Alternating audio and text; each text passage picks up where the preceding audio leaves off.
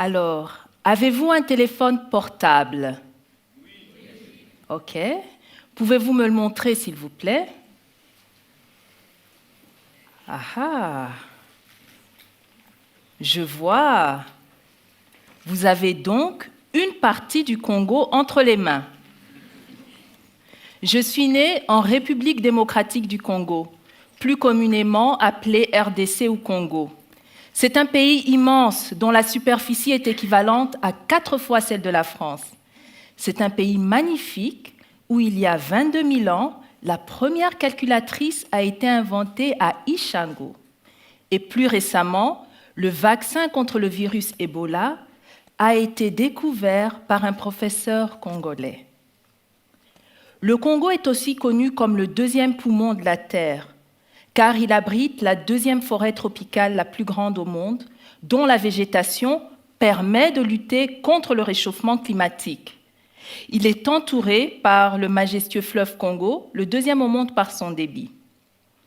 Alors, la créativité des Congolais et leur expression se manifestent à travers l'art, la danse, la musique et la mode. Et le Congo est un trésor naturel qui regorge de terres innombrables et de minerais précieux comme l'or, le diamant, le cobalt, le coltan, l'uranium, le lithium, le cuivre, dont la plupart entrent dans la fabrication de nos téléphones portables. Mais ce Congo que j'aime tant est aussi un paradoxe, car malgré toutes ces richesses naturelles et intellectuelles, la majorité de ses 85 millions d'habitants vit avec moins de $1 par jour. J'ai eu la chance de grandir dans une famille qui a beaucoup voyagé. Et donc, à l'âge de 7 ans, nous sommes allés voir mon oncle, qui était professeur en génie électrique au Canada. Et mon oncle avait un chat qui s'appelait Koshka. Et un jour, le chat est descendu à la cave, et moi, j'ai suivi le chat. Et quand j'ai allumé la lumière de la cave, la salle était remplie d'ordinateurs que mon oncle était en train de fabriquer. J'ai fait « wow !» J'étais fascinée. Alors, c'était là ma première rencontre avec les STEM. Vous vous dites sûrement, mais c'est quoi au juste les STEM? Alors, c'est un acronyme pour Science, Technology, Engineering et Math. Alors, les sciences, ce sont l'ensemble des connaissances relatives à des phénomènes observés ou qui sont vérifiables par les méthodes expérimentales. La technologie, c'est l'ensemble des outils et des matériaux qui interviennent dans l'artisanat et dans l'industrie. Quant à l'ingénierie, c'est l'étude d'un projet industriel sous tous ses aspects et qui nécessite un travail d'équipe d'experts. Alors, quant aux maths, je suis sûre que vous en avez sans doute tous fait. Bref, par hasard, à 7 ans, je découvre cet univers de STEM. À l'âge de 12 ans, ma famille et moi, nous décidons de rentrer au Congo, à Kikwit, dans la ville natale de mon père.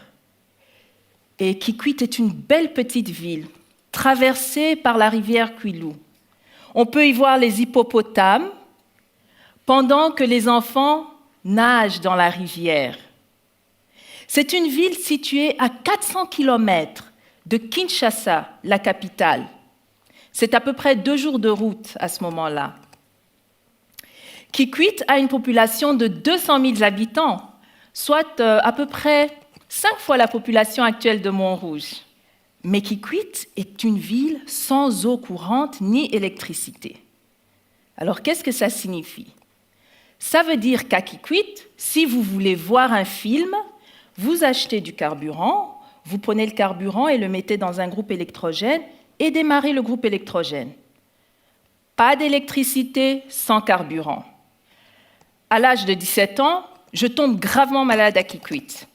J'ai une appendicite aiguë et je dois absolument aller sous opération en cas d'urgence.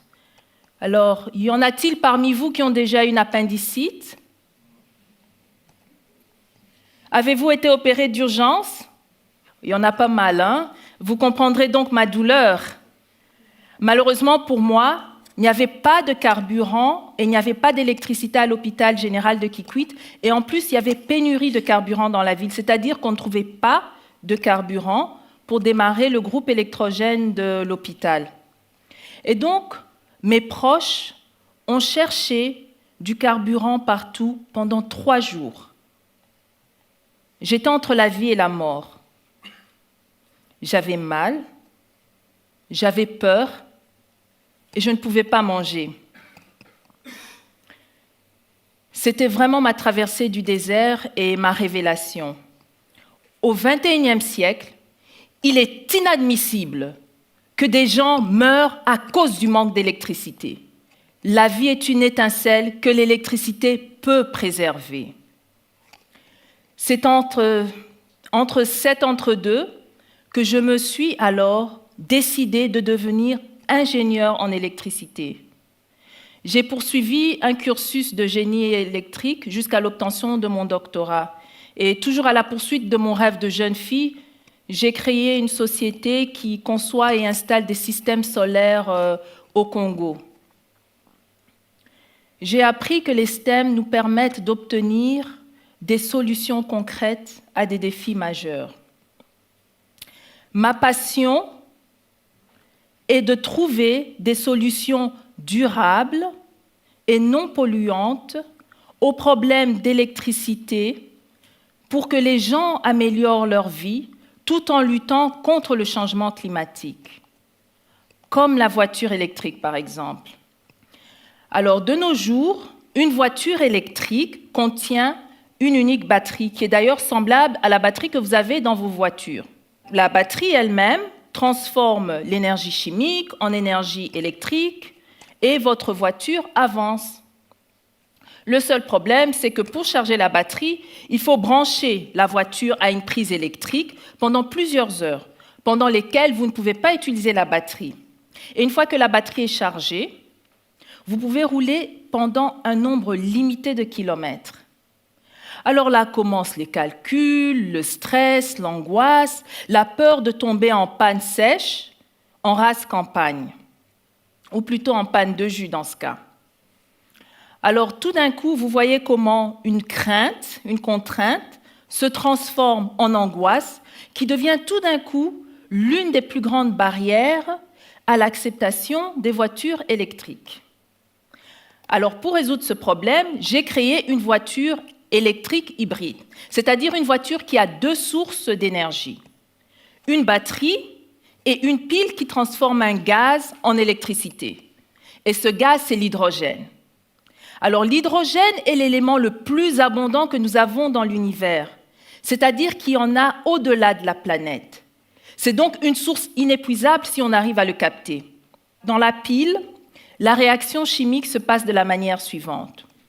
L'hydrogène se combine avec l'oxygène de l'air ambiant pour former de l'eau et des électrons. Les électrons créent le courant électrique et la voiture avance. Il n'y a que de l'eau qui est rejetée. Et donc, vous voyez qu'on obtient un système qui est non polluant et qui permet à la voiture d'avoir une plus grande autonomie. Tout ce qu'il suffit de faire, c'est de charger la voiture en hydrogène de la même manière qu'on charge une voiture à la station d'essence. Alors là, je vous ai entendu. Vous vous dites sûrement, mais comment va-t-on créer de l'hydrogène dans une station à hydrogène? Alors pour cela, j'ai créé un système qui utilise des panneaux solaires pour transformer la lumière du soleil en électricité. Cette électricité alimente une machine à électrolyse qui va décomposer l'eau en hydrogène et oxygène.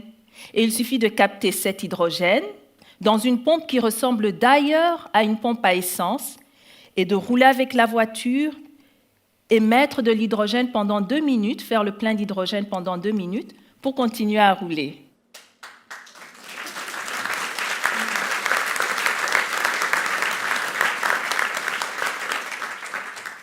Alors, lors de mon parcours d'universitaire et de conférencière, j'ai assez rapidement remarqué que j'étais souvent la seule femme, noires, africaines, mères, mariées, entrepreneurs, ingénieurs et professeurs. D'après les études de Latrice Bonner et de l'American Society for Engineering Education, sur 27 172 professeurs en titularisation conditionnelle d'ingénierie, il n'y a que 142 femmes noires. Cela représente 0,52%